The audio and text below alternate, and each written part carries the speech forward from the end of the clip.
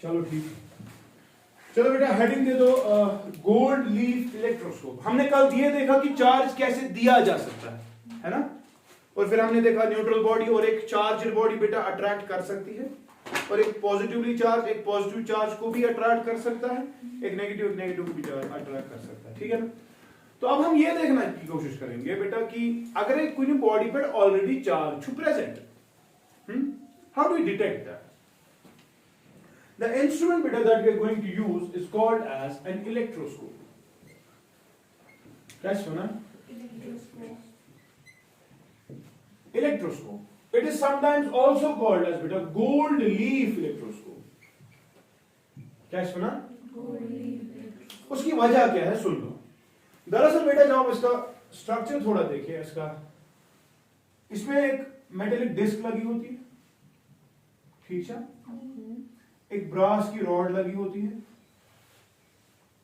ठीक है, और नीचे पतले से दो गोल्ड के शीट्स लगे होते हैं, पतले पतले इतने कि मास पर यूनिट एरिया बेटा उनका बहुत कम होता है, बहुत कम क्यों होता है? ताकि छोटे से छोटे चार्ज को रेस्पॉन्ड कर सके, ठीक है, क्लियर छा। इसको रखा जाता है एक कंटेनर में,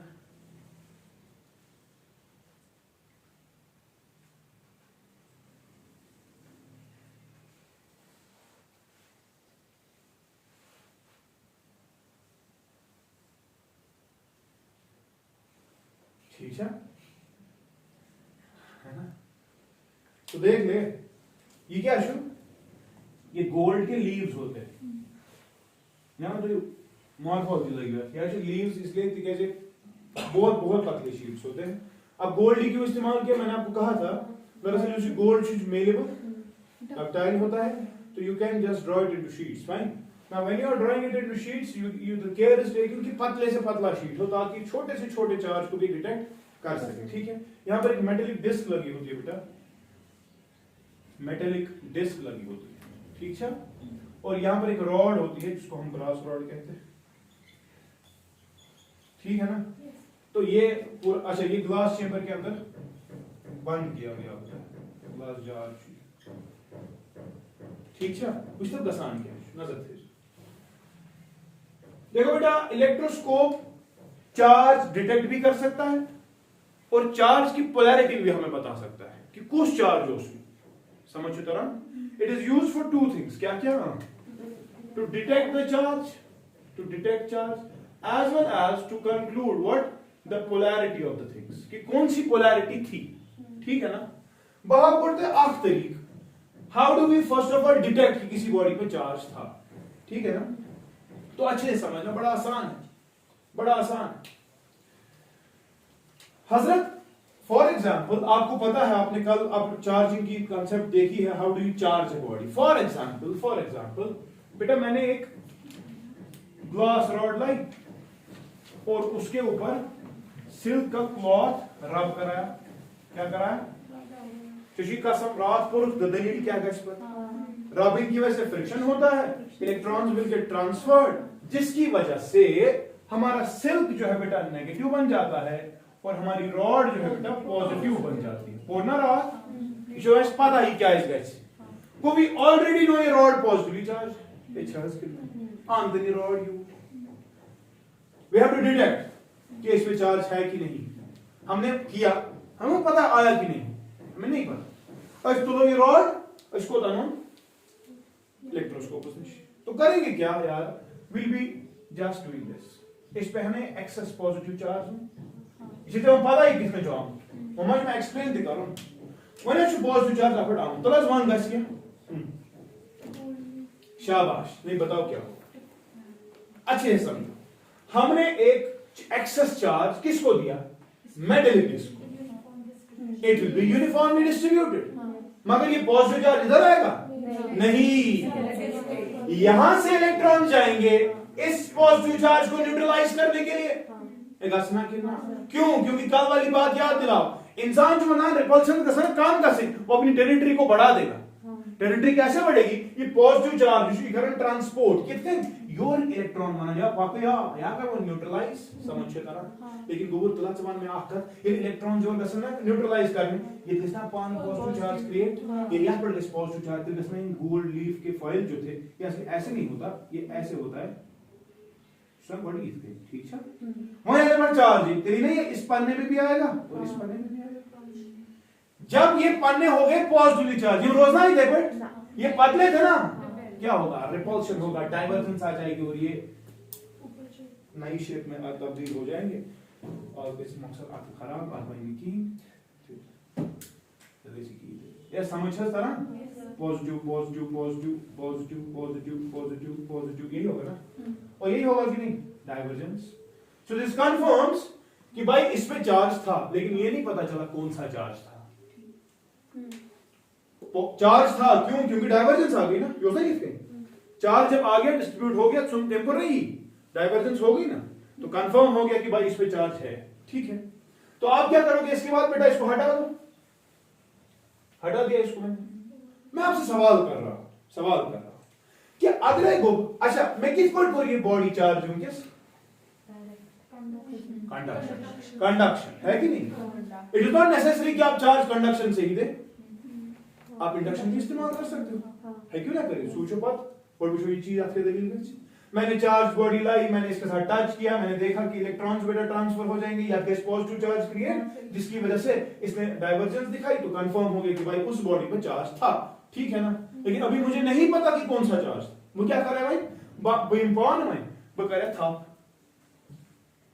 आइए गाइस मैं कह देते ग्राउंड के साथ कंटैक्ट तो बेटा ग्राउंड से इलेक्ट्रॉन चले जाएंगे चले जाएंगे चले जाएंगे चले जाएंगे इसमें चले गए इलेक्ट्रॉन्स ये नहीं है कि ये पॉजिटिव चले ये रॉड भी पॉजिटिव होगी ये डिस्क भी ऊपर पॉजिटिव होगा ठीक है ना तो हमारे इलेक्ट्रॉन जो ग्राउंड से निकलेंगे जिसकी वजह से आपके लीव्स वापस अपने नॉर्मल स्टेट में आ जाएंगे वापस क्लियर क्यों ये क्या इसको करा तो ग्राउंड वाला कांसेप्ट कि इलेक्ट्रॉन चलने की क्षमता रखता है हमारे बॉडी चूंकि कंडक्टिंग बॉडी थी जमीन ने अपने इलेक्ट्रॉन्स दे दिए एक्सेस चार्ज को यहां पर न्यूट्रलाइज कर दिया समझ गए ना लेकिन बेटा एक और तरीका भी था इसको चार्ज करने का that was by the method of induction ओसस कितना ऐसा को इंड्यूस करता था चार्ज वो क्या कर मैं एक बॉडी को ला रहा हूं क्या है ना ये ऑलरेडी पॉजिटिवली चार्ज है लेकिन मैंने इसके साथ टच तो बता होने वाला क्या है शाबाश exactly what is going to happen हम ये देखेंगे कि induction the all the negative charges which are present they'll be attracted by this positive charge जिसकी वजह से डिस्क पे बेटा नेगेटिव चीज आ जाएगी ये गैसेस कितना क्योंकि आपने पढ़ा है पोलैरिटी का मसला लेकिन जो ये नेगेटिव वहां जा रहा है तो बॉडी में क्या आ रहा है पॉजिटिव सो वैसे ये ओपन डिस्ट्रीब्यूट फिर क्या इस तरह बन वापस इसमें बी डाइवर्जेंस हमें समझ आ गया कि इसमें डाइवर्जेंस आ गया इसमें चार्ज आ गया एनएस को भी डाइवर्ज मगर हमें ये नहीं पता कि लाया किस चार्ज को गया था और अंदर क्या बात हुई अगर वन योरान हम नेगेटिवली चार्ज बॉडी then क्या कैसे सो बेटा ये के नेगेटिव रिपेल कह रहे हैं ना वो नेगेटिव्स कहां बात है और डाइवर्जेंस आ जाता या कितना ये डाइवर्जेंस या सो व्हिच बे हसा ये हसा तो चार्ज बॉडी ना तो गछानी पॉसिबल के ठीक है अब फर्ज कर ले यार कि मैंने इस बॉडी पे ऑलरेडी चार्ज दिया है और गोल्ड लीफ की जो फॉइल्स है वो डाइवर्ज्ड है तो हमें ये चीज तो कंफर्म आ गई कि भाई जो बॉडी लाई गई थी उस पे चार्ज था ठीक है ना अब फर्ज कर लो कि वो बॉडी जो मैंने लाई थी वो इस तरीके से लाई थी तो मुझे तो पता है फिर सिल्क के पास रॉड के पास पॉजिटिव चार्ज था तो इसमें तीन का सन कंफर्म ही चार्ज पॉजिटिवली चार्ज बॉडी ठीक सर वन की फर्ज करो तो polarity check how do we check कि किसी चीज के पास कौन सी पोलैरिटी देखो करेंगे क्या अच्छे समझ फॉर एग्जांपल बेटा अब मैं कंडक्शन वाला ही केस ले रहा हूं तो अच्छा मैं इंडक्शन सुने पता दलील क्या है सुना मैं कंडक्शन वाला केस ले रहा हूं जब मैंने बेटा क्या किया था शाबाश एक बॉडी लाई थी और इसके साथ टच कराई थी फिर उसको हटाया था लेकिन पॉजिटिव चार्ज अभी इसी पे था हो सा कितना सुई पॉजिटिव को नहीं और डिस्ट्रीब्यूट मंच में हटा मुझे बॉडी ठीक है which already charged and it is already डाइवर्ज्ड, ये तो कंफर्म है कि भाई हमारे गोल्ड लीफ पे इस वक्त चार्ज है, जो डाइवर्ज फॉर्म, ठीक है।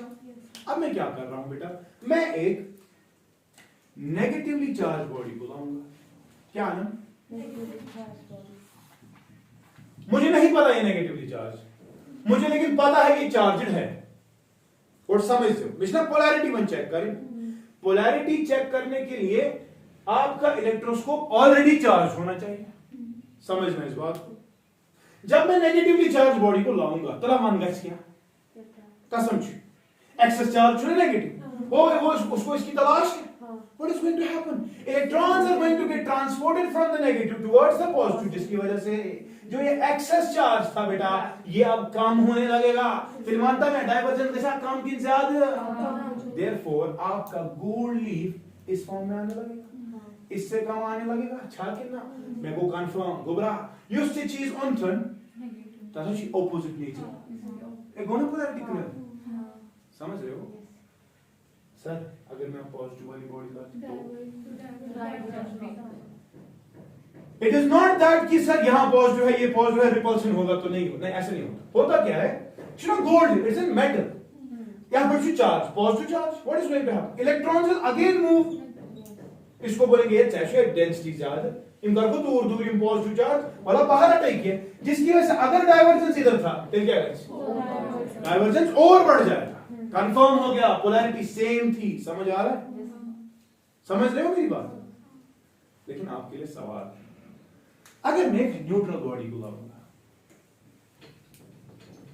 क्या ना हजरत इशू की ये दलील गम्स, ये दलील है पॉजिटिव छू या इट इज कंफर्म फाइन, मैं एक न्यूट्रल बॉडी को लाऊंगा, क्या लाऊंगा, आपको समझ आ गया मैंने पॉजिटिव और नेगेटिव कैसे डिटेक्ट किया, आपको ये समझ आ गया कि बॉडी पे चार्ज है वो कैसे डिटेक्ट हो गया। अब मैं लास्ट का केस आपको समझाने की कोशिश कर रहा हूं बेटा, मैंने एक न्यूट्रल बॉडी को लाया, क्या कौन सा गच किया, बहुत अच्छी, जो पॉजिटिव चार्ज है वो हाँ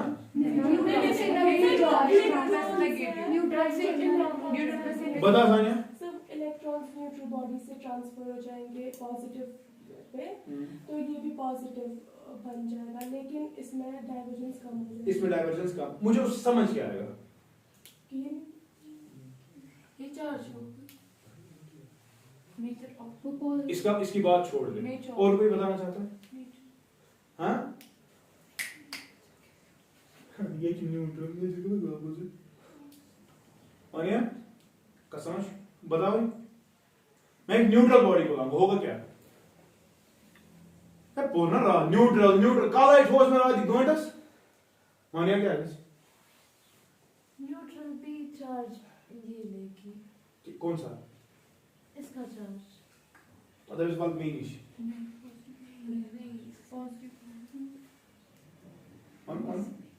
कॉन्सेप्ट आसान है यार, बता बुशरा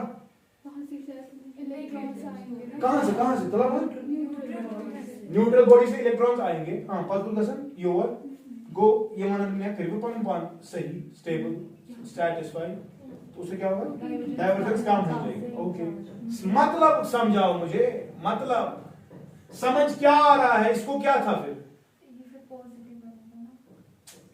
मुझे बस समझ आएगा दलील के। अच्छा अच्छा अच्छा कौन सा वो बनेगा पॉजिटिव, वो कह रहे बे रिपीट बेटा, मैंने एक नेगेटिवली चार्ज बॉडी लाई, क्या लाई, लाई ना नेगेटिवली चार्ज, अनिमय इसमें याद आज क्या था नेगेटिव से सुना के साथ डाइवर्जेंस सही है, बोलो कन्फर्म हो गया सर ये नेगेटिव थी, लेकिन जब मैंने एक न्यूट्रल बॉडी को लाया उसने भी तो यही काम किया, तो क्या कंक्लूड कर रहा है,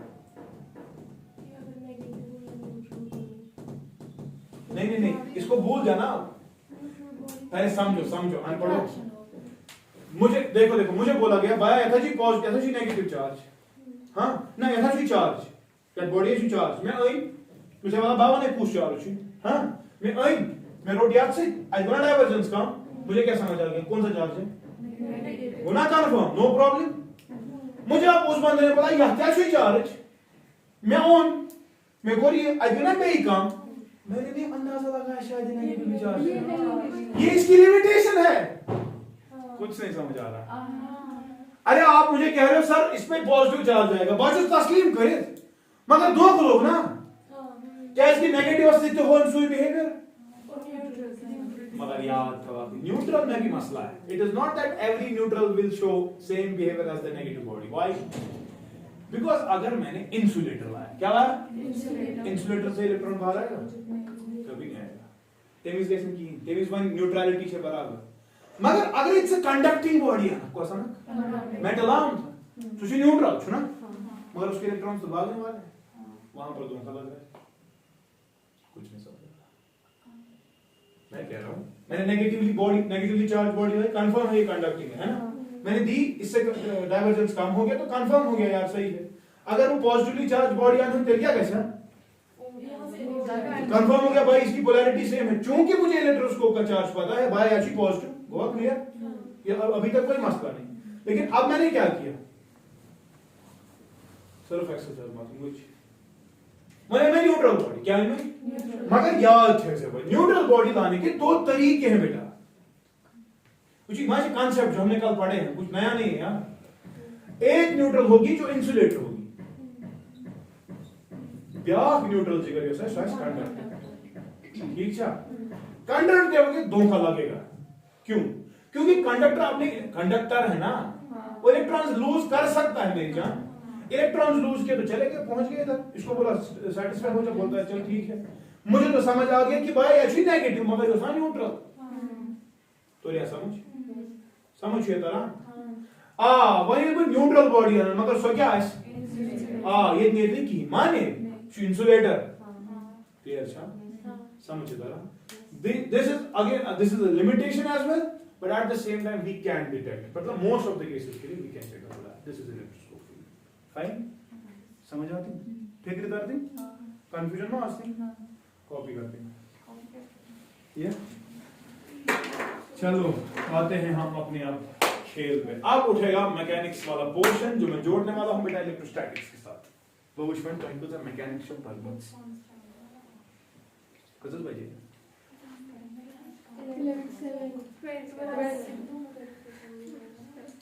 अच्छा टाइम 50 का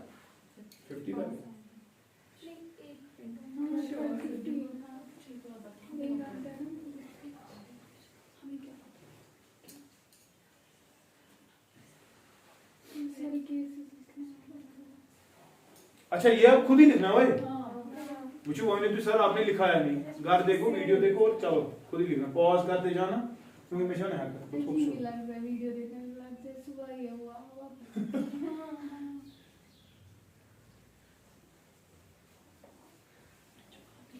या बोले बान छन बनानी ग्लास जा छुआ em बनाए पतला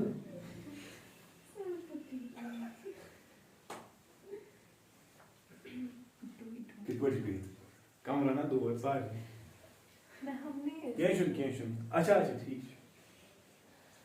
बाकी पर कर बेच में से जाता है और चलो तो कमर मेरी एक स्टूडेंट थी सॉलिहा, मैंने आपको शायद कहा है बेचार 11th में नहीं एंट्रेंस की थी, तब आपने दुकान she was suffering from scoliosis. उसका कमर ऐसे नहीं बैठता, ऐसे बैठता, मगर डिटरमाइंड एज सच की फिजिक्स सिर्फ मेरे पास पढ़ी, सिर्फ फिजिक्स पढ़ी, एनआईटी में सीट नहीं पड़ी, डिटरमाइंड। मुझे सर हमें पढ़ाओगे तो बोला किया ना जापान सिर्फ फिजिक्स एस्पेक्ट बेस करी थोड़ा केमिस्ट्री शायद मैथ इतना ज्यादा वहां पाने हौसला बुलंद। मैंने उसको इतनी बार बेचारी को घर से उठाया, क्लास से उठाया और घर पे ड्रॉप किया because her body got cramped, हाथ भी नहीं उठता था, इतना स्ट्रेन था बेचारी, but working so hard just to enjoy life. Presently in IIT Guwahati going for dissertation project वगैरह इंटर्नशिप मैंने किए सोरी क्या चॉइस अच्छा सुना तंदुरुस्त इमेजिन टाइमिंग बात है थकूमत ऐसी थिंकिंग सोच न थकूं जा कि सर्दी में उसको बोलता था यार तला यार पलाव लगा तला थोड़ा मुंड पहुंच जाए कि कहां प्रॉब्लम सॉरी क्या मसला मेंटेन पारुन तो मेंटेन मगर अच्छे उल्टी अच्छा वहाँ पारुन को इसी हॉबी मास मेन चीज छो असी इंस्टाग्रामस पर करूँ रिप्लाई स्नैपचैटस पर खाऊं जरूरी स्ट्रीक कैमरे में चाहिए शूर्य तावन से तीख उन्हें मेरा स्नैपचैट खोला पाने सोचना पान मैंने स्ट्रीक क्या था पासवर्ड तो में पाई फोन मगर मेरा ही है चलाते वो हालात ये अल्हम्दुलिल्लाह उनका भी सिलेक्शन हो गया एक क्वेश्चन सुनाओ हिजाज़ी उसका भी सिलेक्शन हो गया ट्राई करिए पॉज फॉर्म लेने में जरूरी आ गया समझ इलेक्ट्रोस्कोप सबको किसी को प्रॉब्लम तो नहीं ना चलते हैं यार चलते हैं एक जबरदस्त सफर की ओर जिसकी बुनियाद बेटा किया चार्ल्स ऑगस्टीन डी कूलम ने डाली क्या कब पता है कब 1784 में बुढ़े गुण विचार सदा शुरू शतम न्यूटन से चार्ल्स ऑगस्टीन डी कूलम पहली बार बेटा दुनिया में दो चार्जेस का इन्फ्लुएंस देखना चाहता है एक दूसरे पे मगर इसने एक शर्त लगा दी yes he is giving something that we are going to study known as the Coulomb's law लेकिन बेटा इस कूलम्स लॉ को डिस्कस करने से पहले मैं एक शर्त लगा रहा हूं इस लॉ पे ये सिर्फ तब वैलिड है when we are talking about point charges कम चार्ज क्या पॉसिबल पॉइंट चार्ज है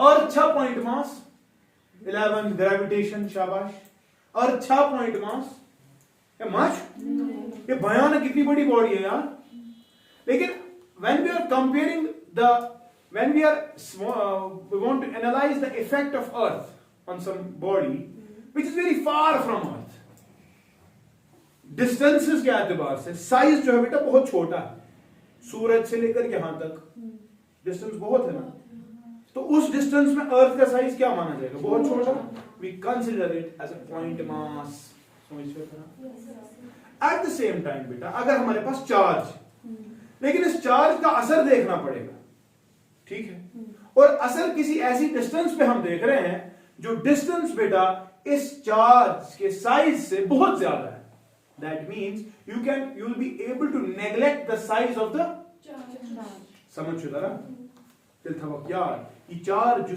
ये पॉइंट चार्ज क्या छु तो तेरे को समझ पॉइंट चार्ज क्या है बट समझ पर इतना बड़ा चार्ज हम डिस्टेंस लेनी है डिस्टेंस कहां से लोगे यहां से लोगे यहां से लोगे यहां से लोगे यहां डिफरेंट डिस्टेंसेस नो प्रॉब्लम तो व्हाट वी डू हम डिस्टेंसेस इतनी बड़ी लेते हैं इतना यहां आया इतने से कोई फर्क तो therefore we can consider it as a point charge समझ रहा और लिखते हो पॉइंट चार्ज क्या है point charge a point charge is a charged body whose dimensions a point charge is a charged body whose dimensions are very small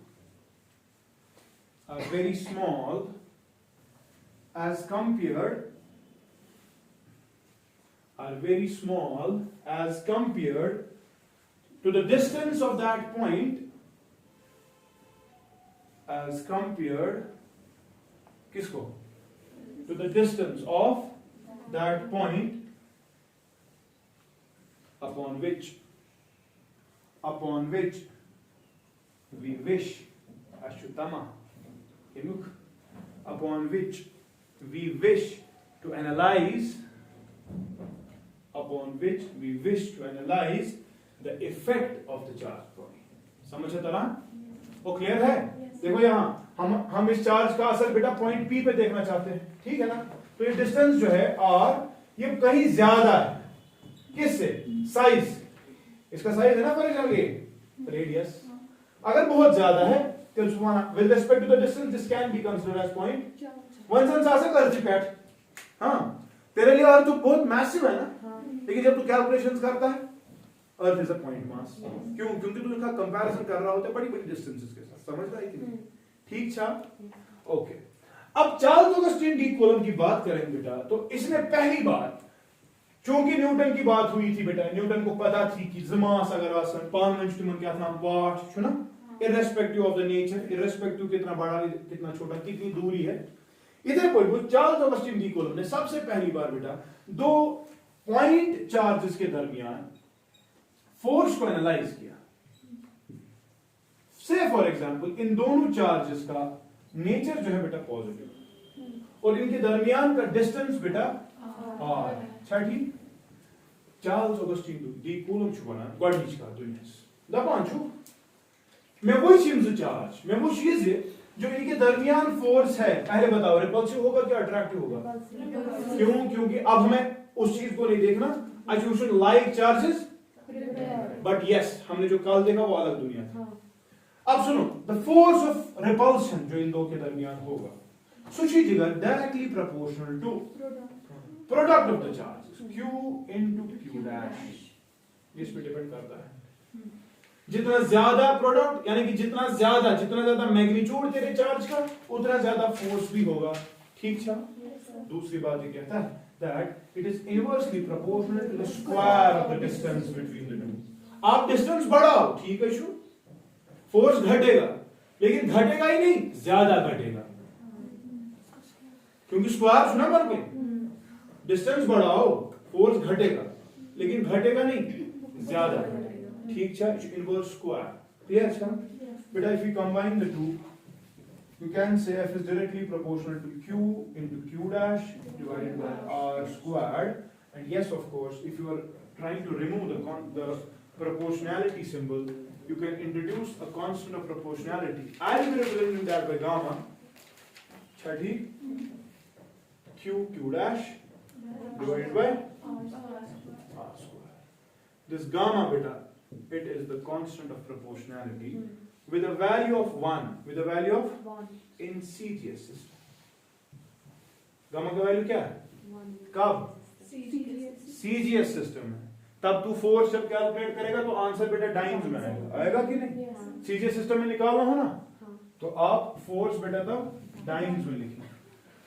ठीक है, gamma का वैल्यू 1। लेकिन बेटा SI सिस्टम हमारा सिस्टम डी इंटरनेशनल है, तो इसमें गामा का वैल्यू जो है बेटा it is 1/4 pi epsilon not. 4 से अब निकालोगे तो आंसर बेटा न्यूटन में आएगा। किसमें आएगा? ठीक है, gamma 1/4 pi epsilon naught, EP epsilon. ठीक, what is this epsilon? It is called as this epsilon or beta, it is called as absolute permittivity of free space. क्या सुना? Absolute permittivity of free space. Free space मतलब vacuum, ठीक है? Vacuum में कितना easily बेटा आपकी electric field line चलेगी, वैक्यूम में कितना इजीली बेटा आपका इलेक्ट्रिक असर पाया जाएगा। कल मैं ये कह रहा था आपको, शायद मैं आपसे बात कर रहा हूं, बीच में दीवार रखेंगे तो यही बात अब मुश्किल हो जाती है पहुंचना। तो कितनी आसानी से इलेक्ट्रिक चीजें वैक्यूम में चलेगी, चलने का मतलब नहीं कि वो चल रही, उनका असर, ठीक है कि नहीं? दैट इज कॉल्ड एज क्या? Absolute permittivity. अब हमेशा तो वैक्यूम नहीं होगा ना, हमेशा तो एयर नहीं होगा ना, तो मीडियम होगा। एयर एयर ने वाला है कैसे, ग्लास है कैसे, आब है कैसे, कोई भी मीडियम, वैक्स हो सकता है, मेटल्स हो सकते हैं। तो तब हम बेटा एब्सोल्यूट की बात नहीं करते, तब हम मीडियम की परमिटिविटी की बात करते हैं। एप्सिलॉन m, क्या है? This is not absolute, this is simply what? Permittivity of medium. या ठीक छा? या क्लियर छा? समझ हुआ तारा? तला मैं था तेरी नजर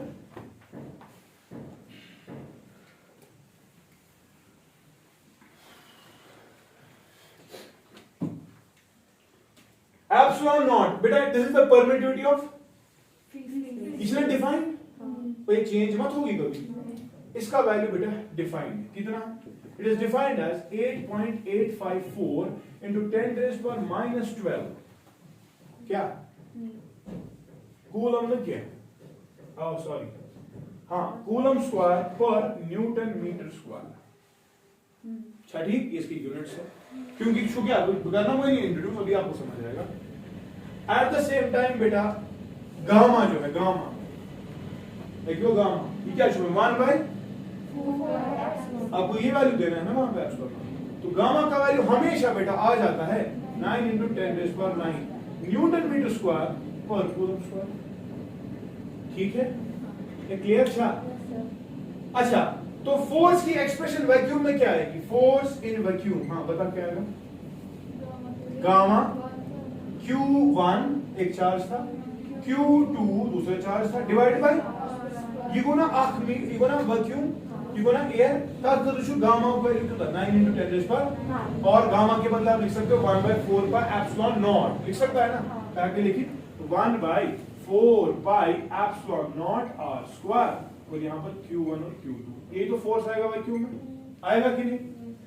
लेकिन जिगर अगर तू इन्हीं दो चार्जेस को किसी मीडियम में लेके जाएगा, तेज में लेकर 1/4 पाई एप्सिलॉन नॉट, तेज क्या लेगा 1/4 pi epsilon naught m, epsilon m, तो क्या लिखेगा? Force in some medium, force in some, तो मान कर लेके बोलो Q1 Q2 divided by 4 pi epsilon m, उस मीडियम की परमिटिविटी r स्क्वायर। अच्छा जी, call this first, call this तलब कर पूरा डिवाइड इन पार्ट में।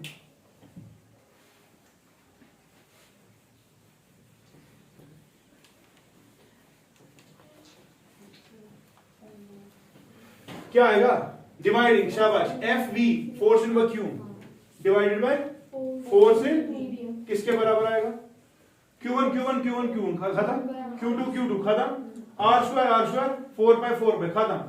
हेल्थ एंड रोजिए 1/एप्सिलॉन नॉट, 1/एप्सिलॉन m, यही तो रहेगा। ताल्लुक पे ठीक बोथ साइड्स, 1/एप्सिलॉन नॉट किसने हो ये बनना एप्सिलॉन m, तो आएगा कि नहीं? तो force in vacuum to force in medium ज्यादा कौन सा है? शाबाश, फोर्स वैक्यूम में ज्यादा होता है कि मीडियम में? वैक्यूम में होता है ना। या परमिटिविटी को कितना आसानी, सबसे ज्यादा आसानी वैक्यूम में होती है। अच्छा ठीक, तो वहां पे फोर्स ज्यादा होगा। इफेक्टिवली बेटा the ratio of the permittivities of a medium as compared to the what was refractive index, velocity of light in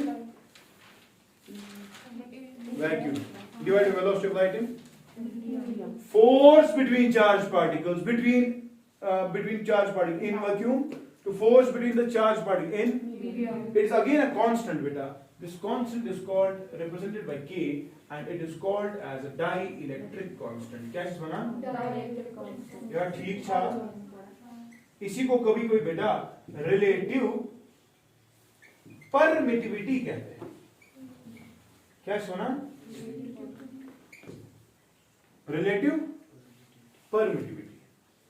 अच्छा ठीक, क्लियर? अच्छा, तला दिल था नजर, इसको कभी कभी K से रिप्रेजेंट करते हैं या एप्सिलॉन R से रिप्रेजेंट करते हैं। ठीक है, समझ आ गई मेरी बात? कल मैं सब समझा रहा था ना K का मतलब, दो चार्जेस है एयर में, उनके दरमियान का फोर्स 10 न्यूटन आ गया। अब वही दो चार्जेस सेम दूरी पे पानी में, तो फोर्स कितना आएगा? Force in medium, so it's now original divided by K, आएगा कि नहीं? तो K बेटा याद रखोगे, it is always greater than 1, किससे ज्यादा होता है? पानी का कल मैंने कहा था K of water कितना, यानी कि 81 टाइम्स फोर्स कम हो जाता है पानी में। वैक्स का कितना मैंने कहा? 4। मैंने ग्लास का कितना कहा? 5 to 10, मतलब 5 to 10 टाइम्स फोर्स के साथ कम। सबसे ज्यादा फोर्स क्या था? वैक्यूम, एयर, ठीक है। लेकिन बाकी जितने भी मीडियाज होंगे उनमें फोर्स घट जाता है। तो आपको सवाल किया जाएगा कितना घट गया, तो ना दैट डिपेंड्स ऑन द के ऑफ द मीडियम, उस मीडियम का के कितना था। के जितना ज्यादा फोर्स उतना कम हो जाता है। के किसका इन्फिनिटी है, मेटल्स के लिए बेटा इन्फिनिटी, समझ सकते ना। तो ये चीज आप याद रखेंगे, कल भी मैंने कुछ कहा था वो भी जोड़ दो इसके साथ, ठीक है। फिर कॉपी कर को इसका अच्छा कितना कैसे फिर कॉपी। आप तब तक एक सवाल करो बेटा, try to find the dimensions of epsilon naught, gamma and epsilon are.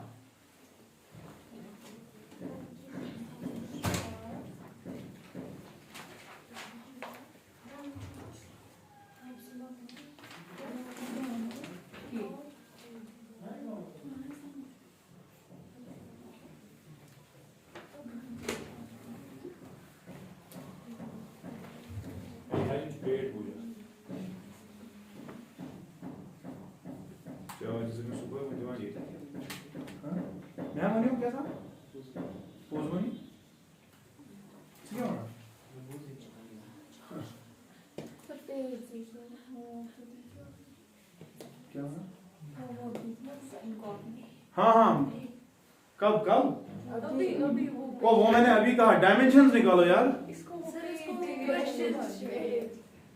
अच्छा केमिस्ट्री का तब क्या, इस पर फिजिक्स तो क्या व्हाट इज केमिस्ट्री क्या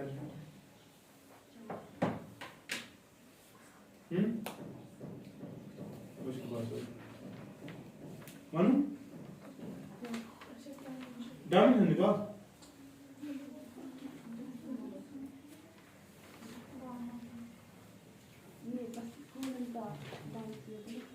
हाँ कूलम का डायमेंशन है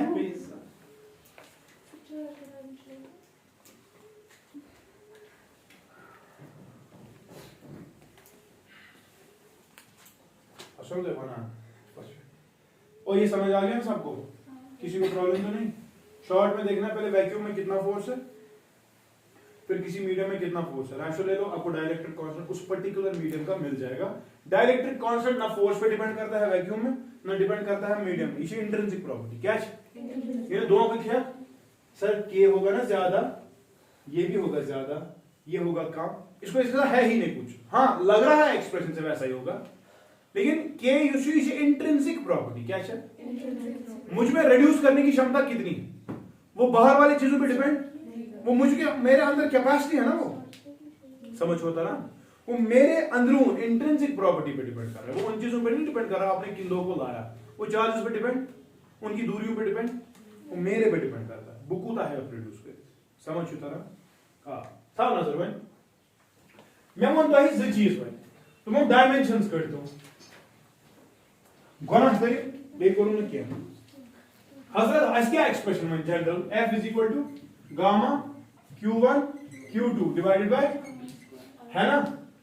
अब देखो हमें किसके डायमेंशन निकालने हैं, पहले गामा के निकालते हैं।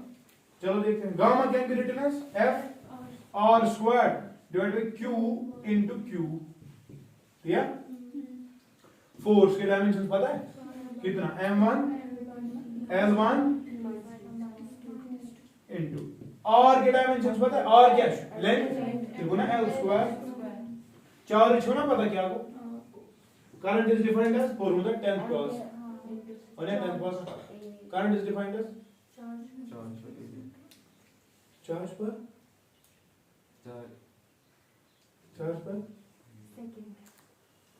q by t, तो चार्ज क्या होता है I into t, ये छुड़ा t, I into t क्या हो a, करंट के बदले a लिखते हैं ना, t को ना कैपिटल T, इन्हीं का आएगा ना स्क्वायर, और एक बार और दो बार, तो बता फिर क्या आएगा, m1 l3 t है, t 0 आ गया a, these are the dimensions of gamma, सुना। अरे ये है ना t स्क्वायर, ओ सॉरी -4 आएगा, क्या बोलते हो गलत आप, इधर जब भी ऊपर जाएगा ये तो ये डाल रहे हो -2 a, अच्छा ये जो सॉरी ये गो ठीक ये गामा के तला तुझी कसम दे एप्सिलॉन नॉट के क्या होंगे कड़ी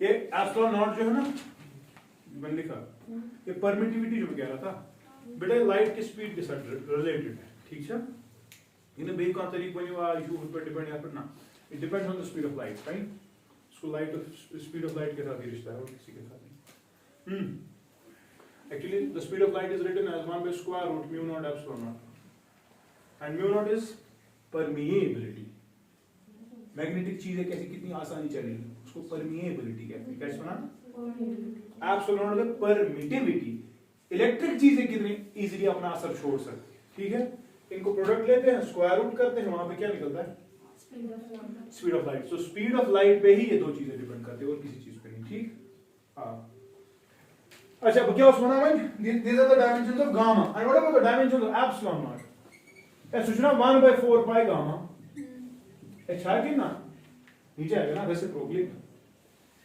तो कुछ नहीं करना यार इसी के डायमेंशन को तलब फिट करना है 1/4 पे मत छुई मुजरा फिर क्या है m raised पर -1 l t a so these are the dimensions of epsilon naught ठीक है एग्जाम्स में छुते प्रसान what about the dimensions of 1 by square root epsilon naught mu naught क्या है प्रसान नीडस में सवाल जेईएस में जमा सवाल बच्चों ना हाल मैंने पढ़ा था ये एप्सिलॉन मगर आज भूल गया क्यों भूल गया ना इमेजिन मुसीबत ये कहां रहेगा यार ये लग रहा है इस वक्त याद है उस दिन जब 200 क्वांटिटी सामने होगी कितनों का याद रखेगा मैं उसे म्यू नॉट करूं magnetic fields of current distance ताकि इसमें डायमेंशन करूं चाहे उसकी ही रोज करो सोच याद दियो था फिर उसको प्रोडक्ट स्क्वायर रूट तो तलब पे बस उसमें सुना गोबरा तो ये एक्सप्रेशन यार वो आना सर तो याद की का बराबर चलो क्या it confirms इसके डायमेंशन सिर्फ L1 T - 1 होंगे मुझे याद था मेरी बात समझ आ रही है थोड़ा अपने आप अपना दिमाग जो है शातिर बनाओ कि शुद्ध असल स्पीड ऑफ लाइट मैं क्या चीज काढूं स्पीड ऑफ लाइट कहीं लिखते वही तो इसके भी होंगे ना प्रिंसिपल ऑफ डायमेंशनल होमोजेनिटी नहीं पढ़ा हां ये सब चीज अगर आपको ये पता है आप उस वक्त अगर दो में से एक ही याद पड़ता है दूसरे का निकाल सकते हो जल्दी मगर गोठाऊं दिमाग में इसीलिए एक्सप्रेशंस याद रखने हैं डायमेंशंस याद नहीं रखने ठीक है पक्ष नेक्स्ट मुझको सवाल यार मेरे पास एक चार्ज है Q1 एक और चार्ज है Q ठीक इनके दरमियान बेटा वैक्यूम था क्या था मतलब कुछ नहीं था तो फोर्स तूने बोला FV क्या बोला gamma Q1 Q2 by R² बोल था क्या बोल था गोबरा ये में से चार्ज है इनमें भी ये में से चार्ज सेम दूरी रखी लेकिन मीडियम चेंज कर दिया उस मीडियम का डायरेक्टर कांस्टेंट है ठीक है ना Q1 Q2 कौन सा फोर्स वहां है FV वो FM हाँ वो क्या शाबाश के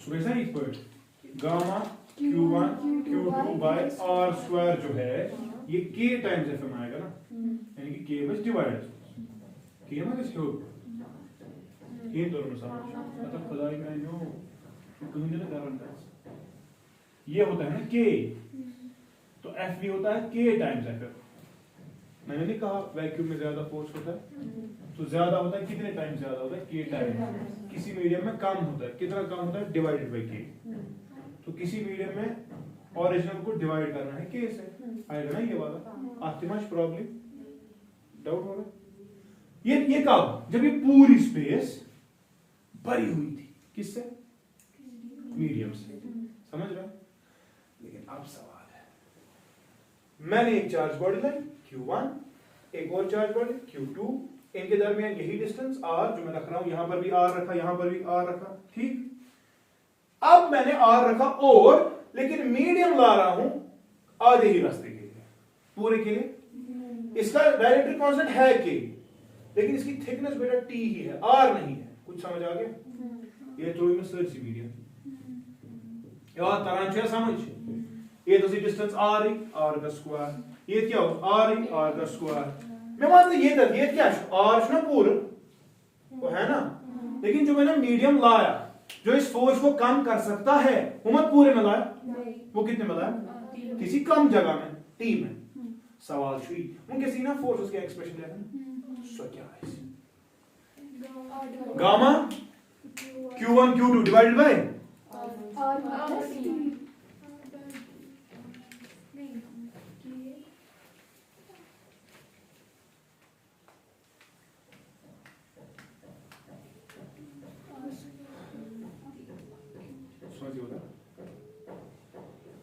इफेक्टिव फोर्स कहां पे है मुझे बता, इस वाली स्पेस में ज्यादा है कि कम?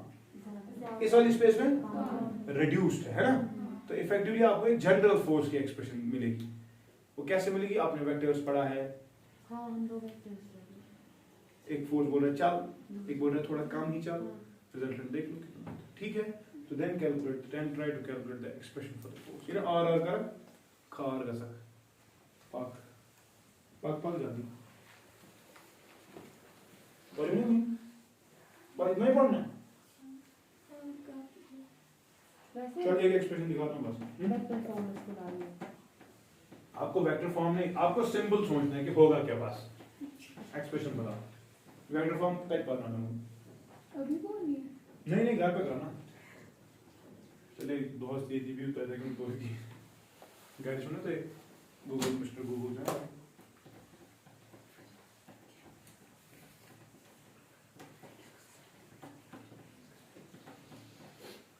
किसी को डाउट तो नहीं अभी तक? तेज तो नहीं हो रहा?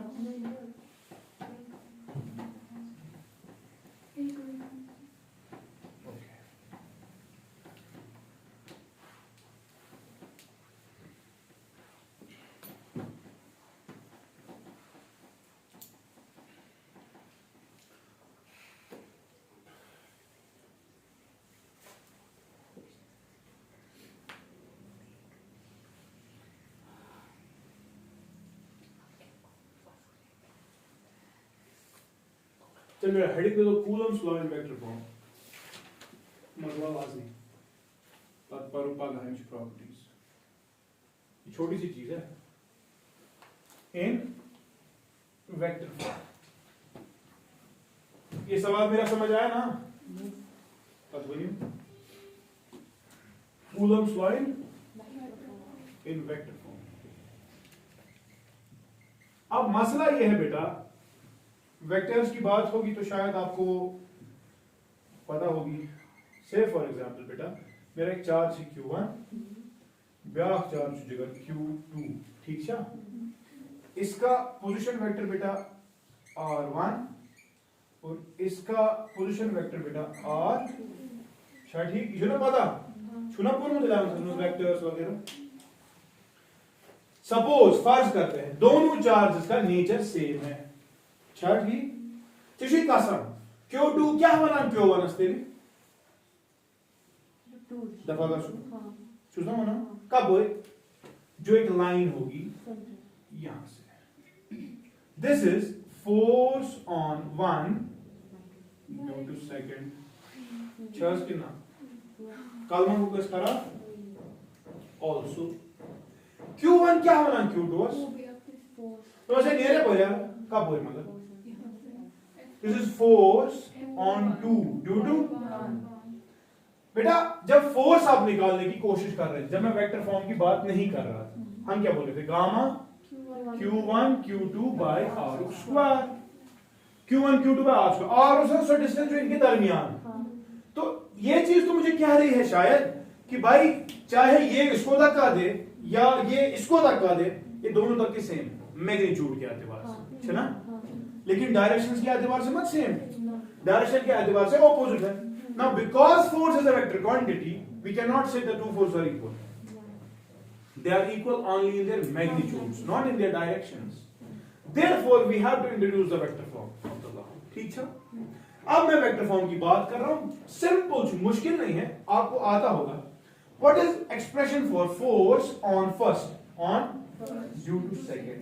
पहला वन क्या है, gamma Q1 Q2 divide bye क्या, जो इन दो के दरमियान इनकी डिस्टेंस में मान रहा हूं यार, यहां से लेकर यहां तक जो है फर्ज करते हैं वो R12 मैग्नीट्यूड है, मैग्नीट्यूड की वेक्टर की,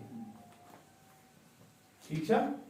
तो ये डिवाइड बाय R12 स्क्वायर, मतलब चूंकि वेक्टर लिखा तो वेक्टर के लिए डायरेक्शन होनी चाहिए, मैग्नीट्यूड तो होगी into unit vector. Unit vector कुछ कैसे इस्तेमाल, और नहीं यूनिट वेक्टर R एक सेकंड, अगर मुझे इधर जाना है गोड क्या शुरू करो, ये बैठे यू वर्ग सुन, पद ये बैठे यू वर्ग सुन, तेरे वनब और 2 छु बराबर R1 चुना और 1 का सुन प्लस 1 पे चुना पर 2 अस्ताम का सुन गुना R12 समझ तरह, which implies R12 क्या लिखा जाएगा, है ना, समझ रहा है, ठीक है। ये था एक पॉइंट, इससे एक पॉइंट, अगर मैं ये तो चुका सु बकरी पर शुरुआत गोड गोल बस गो बढ़कर R2 कवर करा, प्लस क्या करना करता R21, ओ वेक्टर्स की बात करो,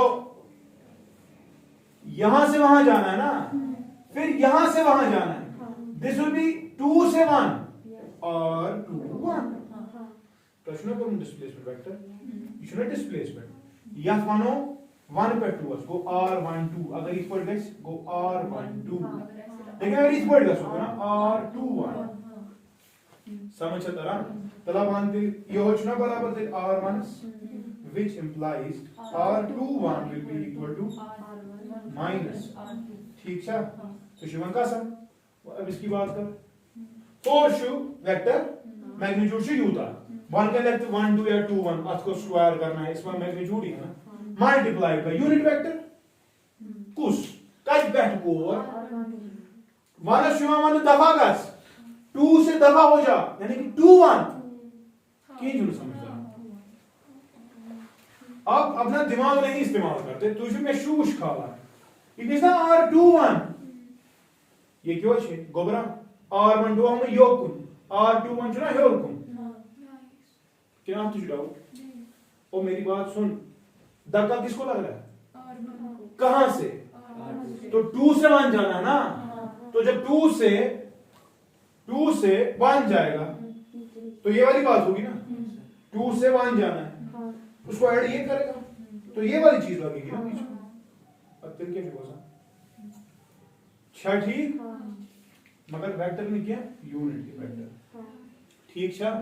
तला मानते F12 का लेको बराबर, which implies F12 vector is equal to gamma Q1 Q2, what is a unit vector, हाँ vector divide by it's vector छू क्या थे ये ना R21 vector divide by magnitude का इसका R12 ही है, फिर कैसे अपन को बोल R12 Q, एक अच्छा कितना, call this first, call this, ये कौन सा फोर्स था,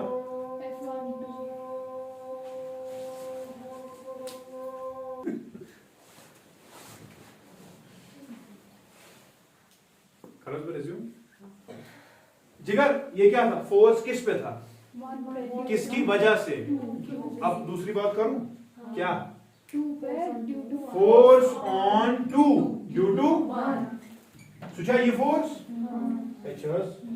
गामा Q1 की Q2 R12 स्क्वायर, मैंने बोला नीचे मैग्नीट्यूड है, लेकिन यूनिट वेक्टर की बात होगी, force on second due to first, शुरू कहां से, किधर की तरफ,